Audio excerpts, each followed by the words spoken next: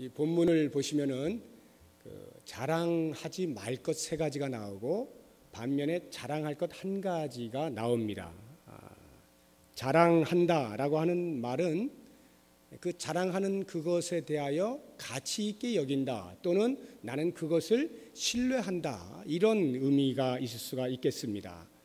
하나님께서 이스라엘 백성에게 금하고 있는 것 세 가지가 무엇인가 하면 첫 번째로 지혜로운 자는 자기의 지혜를 자랑하지 말라라고 하는 것이고 두 번째로는 용사는 자기의 용맹을 자랑하지 말라는 것입니다. 그리고 세 번째로 부자는 자기의 부요함을 자랑하지 말라라고 하는 것이죠.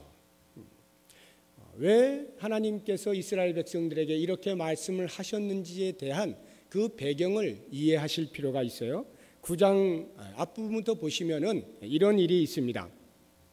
선민 이스라엘 백성이 하나님 보시기에 얼마만큼 타락을 했고 부패했느냐라고 하는 그 부패상이 자상하게 나와 있습니다. 3절에서 6절 한번 보시기 바랍니다.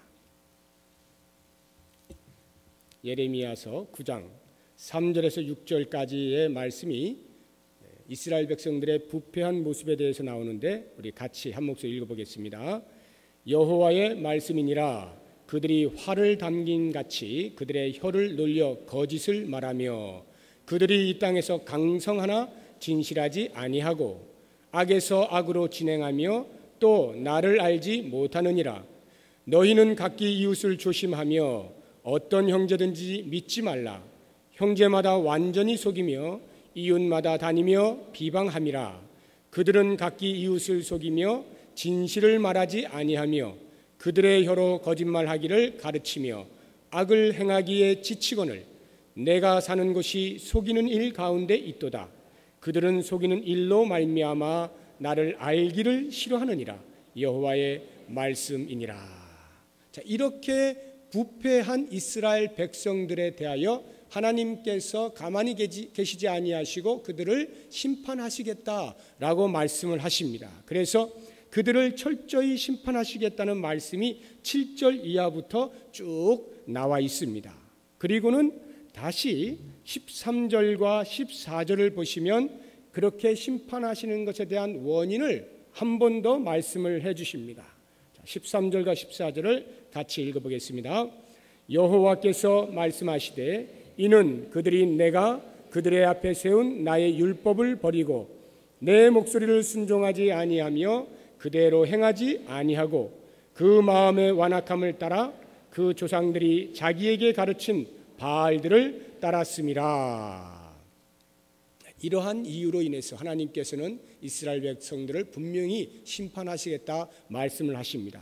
그리고는 다시 한번 또 15절부터 22절까지 이 심판하겠다는 말은 절대로 변개되지 아니할 것이다. 삼중으로 천명하고 있는 그러한 내용들이 나와 있습니다.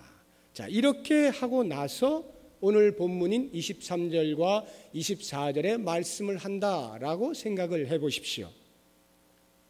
그렇게 볼 때에 지금 이스라엘 백성들에게 금하고 있는 이 세 가지 자랑거리는 모두 다 그 자체에 어떤 문제가 있는 것이라기보다는 지혜라든가 힘이라든가 재물 그 자체의 어떤 문제라기보다는 그것들을 가지고 하나님을 배제한 채 오히려 이것들을 더 가치 있는 것으로 여기거나 이것들을 더 추종하고 있는 이스라엘 백성들의 불순한 삶을 대변해 주고 있는 것임을 이해할 수 있어야 합니다. 그들 가운데 지혜로운 자들이 있었겠죠. 그들은 자기들의 지혜로 나는 지혜만 있으면 얼마든지 하나님이 아니어도 살아갈 수 있다라는 그런 굳은 신념을 가지고 있었던 것이죠. 힘이 있었던 사람들은 굳이 하나님이 아니어도 내가 내 힘만 잘 활용하면 얼마든지 멋진 삶을 살 수 있다. 이렇게 여긴 사람들이 있었던 것입니다.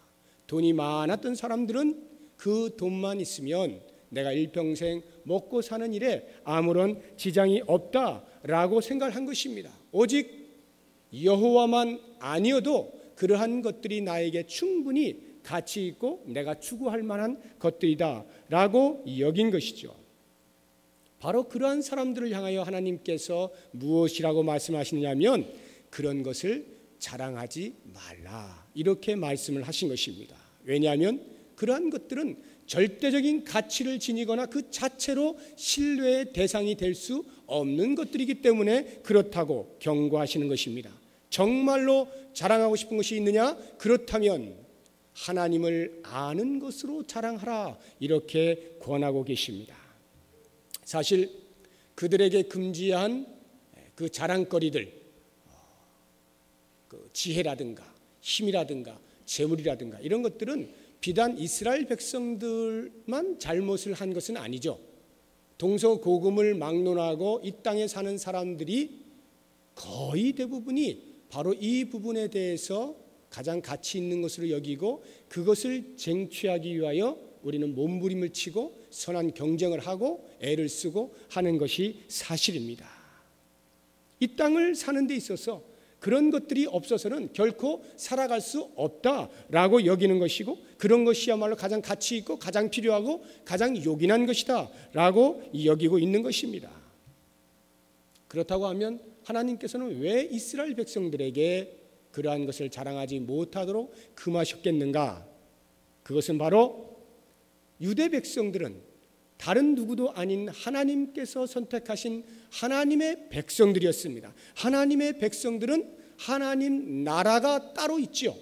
이 세상에 살고 있으나 하나님의 나라에서 통용되고 있는 가치와 법칙이 있어요. 그것을 따라 사는 사람들이 하나님의 백성들이죠. 그래서 유대 백성들에게는 율법이라고 하는 것이 그들의 손에 주어져 있는 것입니다. 그 율법을 쫓아 살도록 되어 있는 유대 백성들이 율법은 뒤로 한 채 하나님의 말씀은 멀리 한 채 그들의 눈앞에 보이는 손에 잡히는 자랑거리들을 들고서 아웅다웅하고 가치 있는 것을 여기고 그것을 향하여 쫓아갔다라고 하는 것이죠. 다시 말하면 하나님 나라에 있는 가치들을 추구하지 아니하고 이 세상에서 가치 있다라고 여기는 것들을 추구하며 살아감으로써 하나님 나라의 백성의 명예를 실추시킨 거죠. 하나님 나라의 백성이라면 적어도 이렇게 살아야 하는데 이 세상 사람과 전혀 다를 바 없는 모습으로 동일하게 지혜를 추구하고 힘을 추구하고 자신의 재물을 자랑스럽게 여기는 삶을 삶으로써 진정한 참된 가치를 다 놓쳐버린 것입니다. 이것이 어찌 비단 이스라엘 백성들에게만 해당되는 말씀이겠습니까? 오늘을 살고 있는 우리들도 이 말씀은 대단히 주의 깊게 들어야 하는 경고의 말씀이죠. 특히나 이 시대에는 더더욱이나 이러한 지혜와 힘과 재물과 같은 것들은 가장 가치 있는 것으로 손에 꼽히는 것들입니다. 그래서 이런 것들을 얼마만큼 내가 쥐고 있느냐 여부로 이 세상에서 얼마만큼 큰 소리치고 사느냐라고 하는 것이 결정이 될 정도로 그 정도로 중요한 것입니다. 바로 이러한 시대를 살아가고 있는 우리들에게 있어서 오늘 하나님께서 주시는 이 말씀은 심각하게 받아들일 필요가 있어요. 과연 나는 무엇을 가장 가치 있는 것으로 여기며 무엇을 자랑스럽게 여기며 살아가고 있는가? 아무리 교회에서 아무리 성경에서 아무리 목사가 여호와 하나님만을 자랑하십시오, 여호와 하나님을 아는 것으로 자랑하십시오, 그것이야말로 가장 가치 있는 것입니다 라고 외친다 해도 지금 당장 내 삶에 있어서는 그것보다는 돈 있는 게 좀 더 낫죠. 짜장면 한 그릇을 사 먹어도 돈 있어야 사 먹지 하나님 이름 팔아서 됩니까? 그러니까 그 가치 있는 것이 눈앞에 보이는 것으로 나는 자꾸만 유혹이 되는 것입니다. 그래서 하나님 아는 것으로 자랑하기보다는 그러한 것들을 얼마만큼 지녔느냐라고 하는 것으로 자랑하고 싶은 마음이 생기게 되는 것입니다. 그러나 여러분, 성경이 우리에게 기록되고 있는 이유는 이 성경에서 수많은 인물들을 들어서 그 인물들이 살아가는 삶을 통하여 오늘 우리의 삶을 반추해보고 똑같은 시행착오를 겪지 않게 하시기 위한 하나님의 큰 섭리가 있습니다.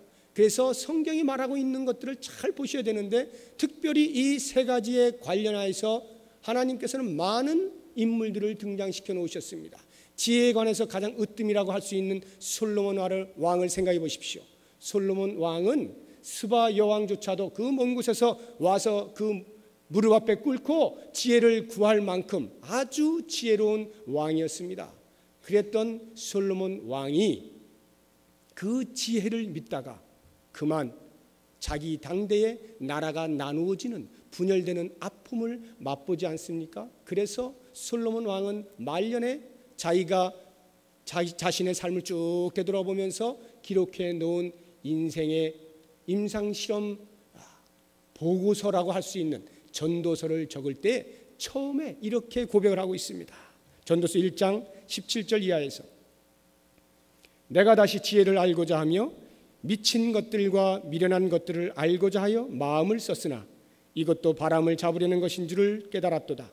지혜가 많으면 번뇌도 많으니 지식을 더하는 자는 근심을 더하느니라. 이것은 마치 지식이 많은 사람은 참 힘들겠다, 고민되겠다, 고통스럽겠네, 그러니까 알면 안 돼, 이러한 단순한 논리가 아니라 그 지식이, 그 지혜가 가장 가치 있는 것으로 여기고 열심히 쫓아다녔는데 결국 마지막에 보니까 그것이 우리에게 유토피아를 주는 것이 아니라 때때로 우리에게 다가오는 아는 것 때문에 갖는 근심들도 적지 않게 많이 있더라라고 하는 것입니다.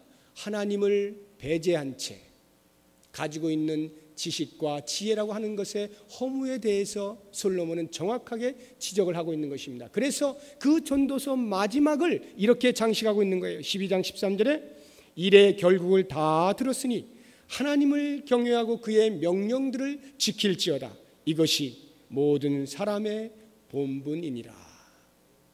얼마나 놀라운 고백입니까? 지혜자가 그 지혜를 자랑할 것이 못 되는 것을 성경은 솔로몬을 통해서 우리에게 알려주고 있는 것입니다. 힘에 대해서는 어떻습니까? 힘하면 생각나는 사람 있죠? 삼손. 삼손은 정말로 힘이 장사였습니다. 나귀턱뼈 하나로 1,000명 때려 죽이는 그런 사람 아닙니까? 어마어마한 사람이었죠. 그런데 그가 그 힘의 원천이 여호와께로부터 오는 것임을 잠시 착각하고 망각하고 자기가 그 힘의 주인인 것처럼 뻐기고 살다가 나중에 얼마나 볼 수 없는 봉변을 당하게 됩니까? 눈이 다 뽑히잖아요. 옥에 갇히지 않습니까? 맷돌 갈죠. 사람들 앞에 불려나와서 제주 피웁니다.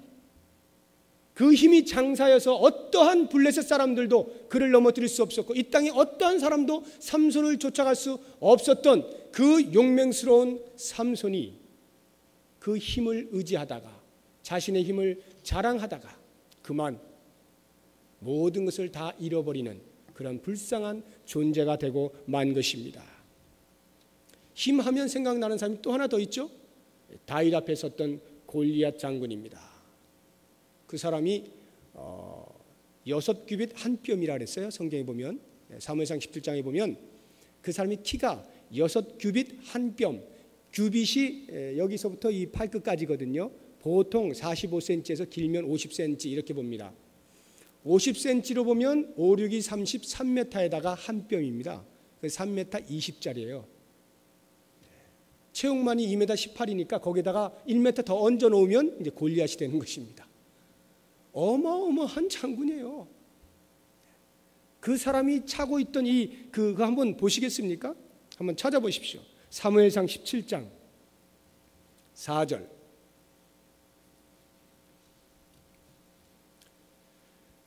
구약성경 436쪽에 있습니다.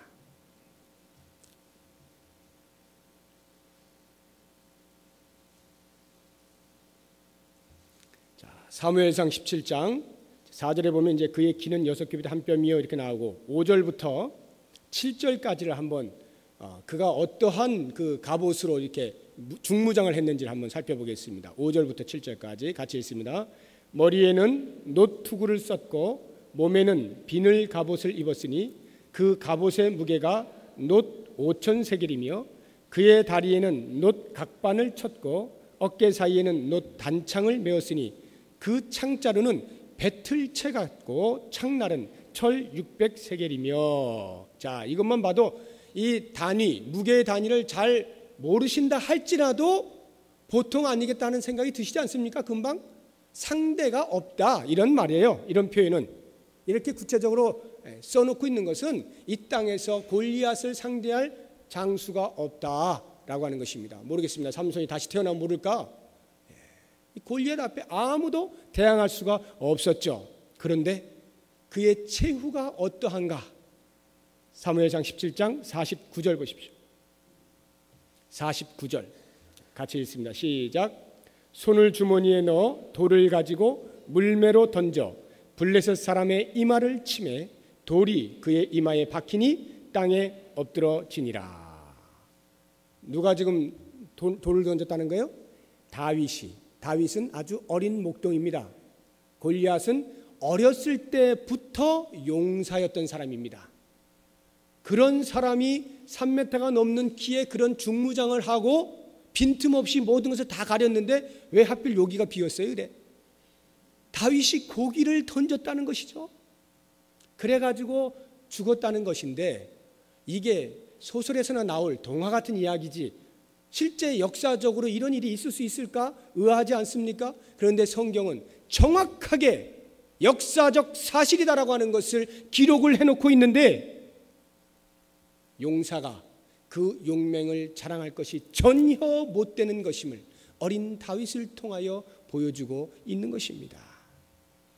재물에 대해서는 어떻습니까? 신약에 보면 재물에 대하여 가장 극명하게 우리에게 교훈해 주고 있는 그 예수님의 비유 말씀이 있죠. 누가복음 12장을 보시면은 그 부자 있잖아요.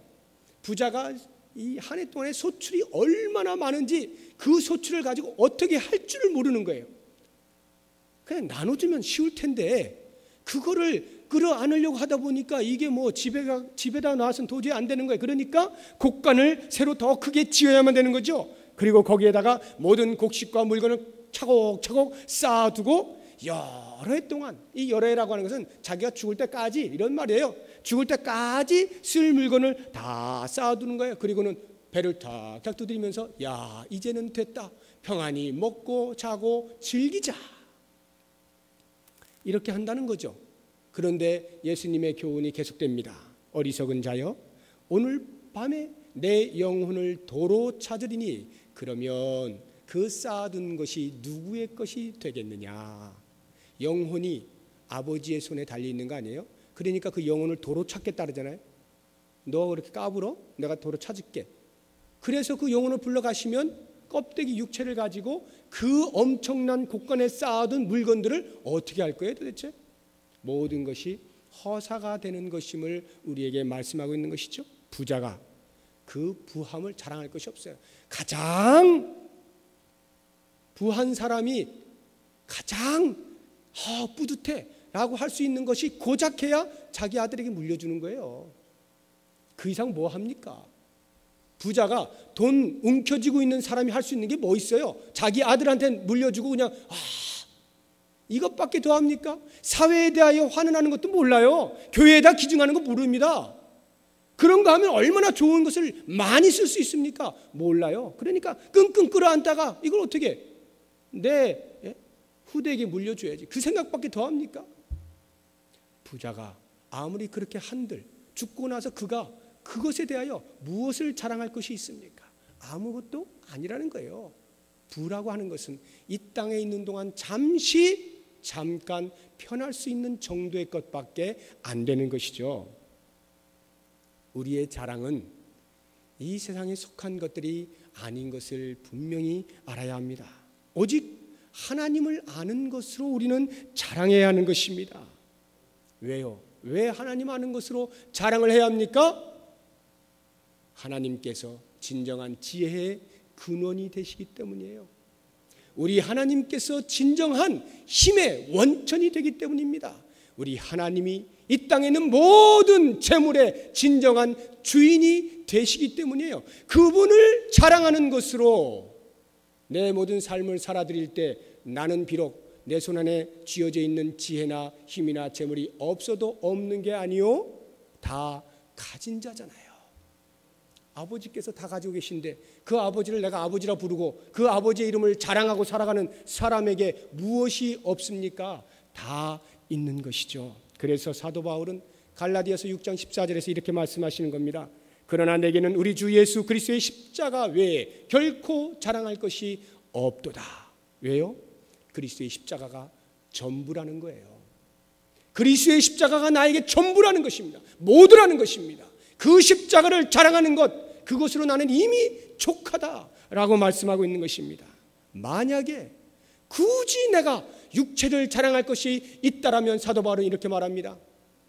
정말로 내가 내 육체를 자랑하고 싶다면 나는 내 육체의 연약함을 자랑하겠다. 내 육체의 약함을 자랑하겠다. 왜? 그 약함을 자랑하는 가운데 예수 그리스도의 강함이 머물기 때문이다.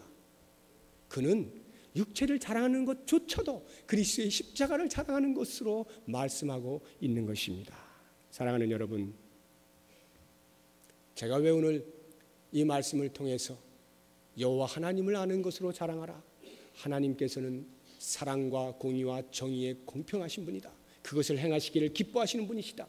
그것을 깨닫고 그 하나님을 자랑하라. 왜 이렇게 말씀을 드립니까? 오늘 좀 특별한 날이거든요. 우리 성장반에서 15주라고 하는, 이거 짧지 않은 기간입니다. 15주를 매 주일마다 한 번씩 모여가지고 하나님의 말씀을 듣고 배우고 읽고 암송하고 나누고 그렇게 성장해 왔어요. 하나님이 어떠한 분이신지를 말씀을 통해 계속 들어오지 않았습니까?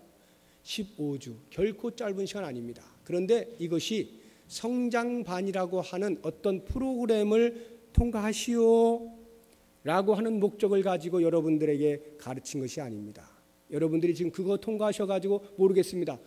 정말 바쁜 시간 가운데 쪼개서 정말 열심으로 그렇게 통과하신 것에 대한 대단한 자부심이 있을 수 있는데, 그것은 제가 여러분들 높이 사드리지만 통과했다라고 하는 그 자체가 우리에게 목적이 아닙니다.